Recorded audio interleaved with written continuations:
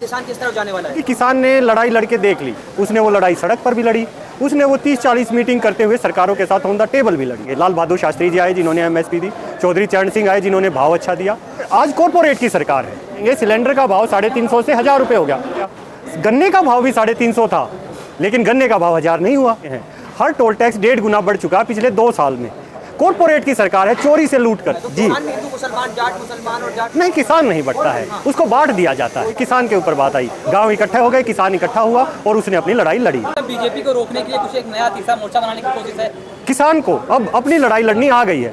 इस देश में आज भी 80% से ज्यादा किसान और मजदूर हैं, वो महिलाएं हैं जिनको इस हिंदुस्तान की बीजेपी आरएसएस सरकार ने निर्वस्त्र किया। तो इंडिया गठबंधन में भरोसा है कि बिल्कुल नहीं है। इंडिया गठबंधन अगर साथ आना चाहे तो आए, या तो इंडिया गठबंधन ये कह दे कि हाँ, जो किसान आंदोलन में साथी थे हम उनको किसानों की सीट पर लड़ाएंगे। गमले वाले किसान नहीं, किसान आंदोलन वाले किसान। राहुल गांधी तो किसानों के बीच, मजदूरों के बीच, कुलियों के बीच, सबके बीच जा रहे हैं, उनके दुख दर्द को समझ रहे हैं। क्योंकि उनको प्रधानमंत्री बनने की सोच है, वो देश का नेतृत्व करना चाह रहे हैं। और वो क्यों जा रहे हैं? क्योंकि उनको अनुभव नहीं है। बात है, मैं तो स्वागत करता हूं कि वो लोगों के बीच, आम जनता के बीच जाके उनके दुख दर्द समझ रहे हैं। देश को धर्म और जातियों में बांट दिया है।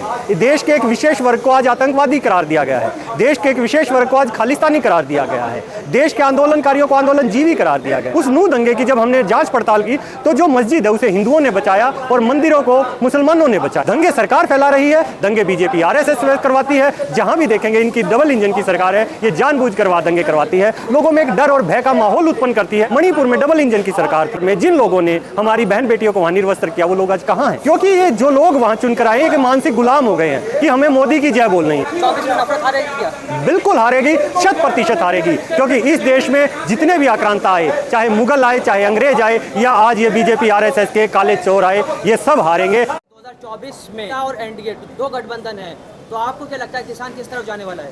किसान इस बार अपनी तरफ जाएगा, अपने लिए खड़ा होगा। क्योंकि किसान ने लड़ाई लड़के देख ली। आप सब साथ थे 13 महीने, गाजीपुर बॉर्डर पे भाई साथ थे। तो 13 महीने का जो किसान का अनुभव है वो सिर्फ संघर्ष का अनुभव है। उसने वो लड़ाई सड़क पर भी लड़ी, उसने वो 30-40 मीटिंग करते हुए सरकारों के साथ ऑन द टेबल भी लड़ी। आज उसको अनुभव है क्या चाहिए। और किसी भी देश के लिए 2 चीज़ें सबसे बड़ी ज़रूरतें हैं, देश में खाद्य सुरक्षा और देश की बाह्य सुरक्षा। किसान देश को खाद्य सुरक्षा देता है और जवान देश को बाह्य सुरक्षा देता है। किसानों के अच्छे दिन आए 9 साल में? नहीं आए। 9 साल क्या कहें, हम कुछ एक चुनिंदा प्रधानमंत्री कहेंगे। लाल बहादुर शास्त्री जी आए जिन्होंने एमएसपी दी, चौधरी चरण सिंह आए जिन्होंने भाव अच्छा दिया, और आज कॉर्पोरेट की सरकार है। पिछले 10 साल में आप देखेंगे सिलेंडर का भाव 350 से 1000 रुपये हो गया, 1100 रुपये तक गया। गन्ने का भाव भी 350 था, लेकिन गन्ने का भाव 1000 नहीं हुआ, क्योंकि किसानों की सरकार नहीं है। आज आप जाएंगे, जब महंगाई देखेंगे तो शायद आपने महसूस किया नहीं, फास्टैग लगा दिए हैं। हर टोल टैक्स 1.5 गुना बढ़ चुका पिछले 2 साल में। जो 70 रुपये का था वो आज 130 का हो गया, पता नहीं चलता फास्टैग में से कट रही है। कॉर्पोरेट की सरकार है, चोरी से लूट करती मोदी है। साहब तो कह रहे हैं जवान और किसान दोनों मजे में हैं। कहाँ से बताए? तो क्या कोई किसान आके बता दे कि भाई मेरा एमएसपी? अग्निवीर तो आपने देखा है। अभी 2 दिन पहले ही हमारे एक छोटे भाई की कहूँ, बेटा कहूँ, 19 साल का है, बेटा ही है, उसकी लाश आई है, शहीद हुआ है। कश्मीर में ही हुआ है जहाँ इन्होंने कहा 370 हटा दी। ना उसे शहीद का दर्जा मिला, ना उसे शहीद की सलामी मिली।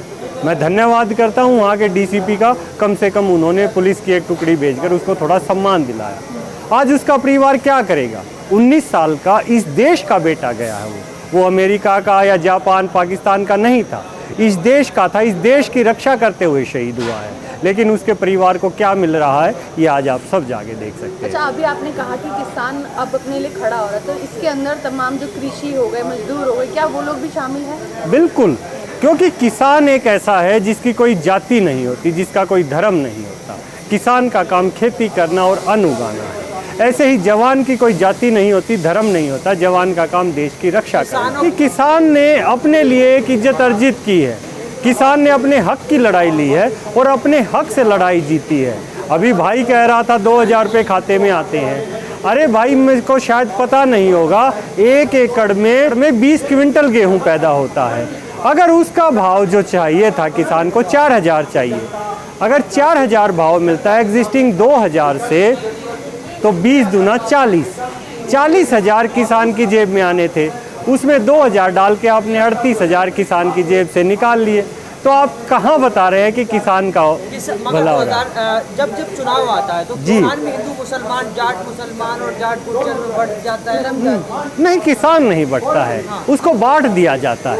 बंटने में और बांटने में फ़र्क होता है। किसान तो गांव में, आप देखिएगा, गांव एक यूनिट होती है।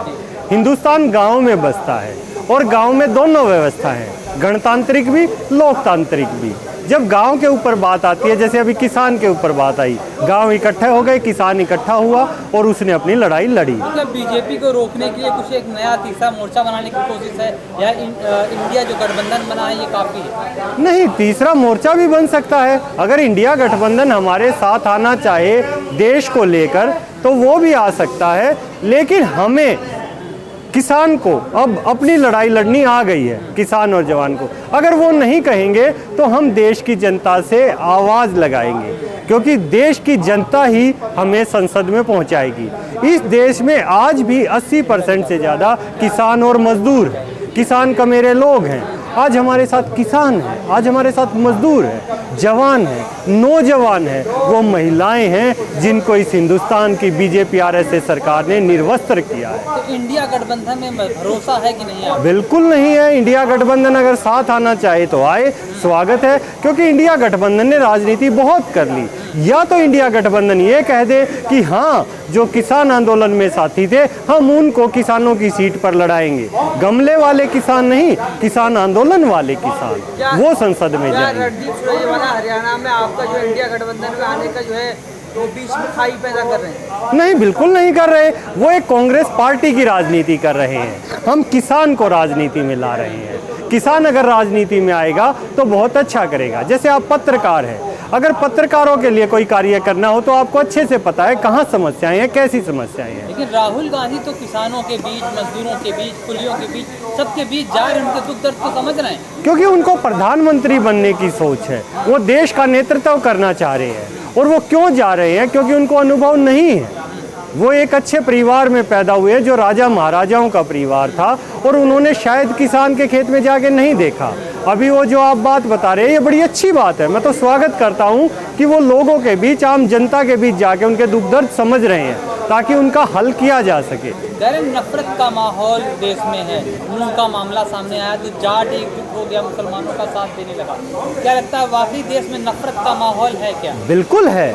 देश को धर्म और जातियों में बांट दिया है। देश के एक विशेष वर्ग को आज आतंकवादी करार दिया गया है।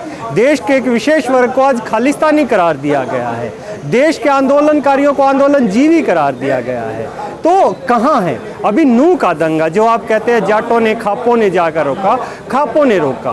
उस नूह दंगे की जब हमने जांच पड़ताल की, अब आपके शायद रिपोर्ट भी आ गई होगी, तो जो मस्जिद है उसे हिंदुओं ने बचाया और मंदिरों को मुसलमानों ने बचाया। और जिन लोगों से बचाए वो सभी बाहर के लोग थे। कौन है दंगे जी, किसने फैलाई है? दंगे सरकार फैला रही है। दंगे बीजेपी आरएसएस करवाती है। जहां भी देखेंगे इनकी डबल इंजन की सरकार है। ये जानबूझकर दंगे करवाती है, लोगों में एक डर और भय का माहौल उत्पन्न करती है कि लोग डरे और उससे काम करें, लोगों की सुरक्षा के लिए नहीं। मैं इसी सरकार से ये पूछना चाहूँगा, मणिपुर में डबल इंजन की सरकार थी, जिस सरकार में जिन लोगों ने हमारी बहन बेटियों को वहाँ निर्वस्त्र किया, वो लोग आज कहाँ हैं?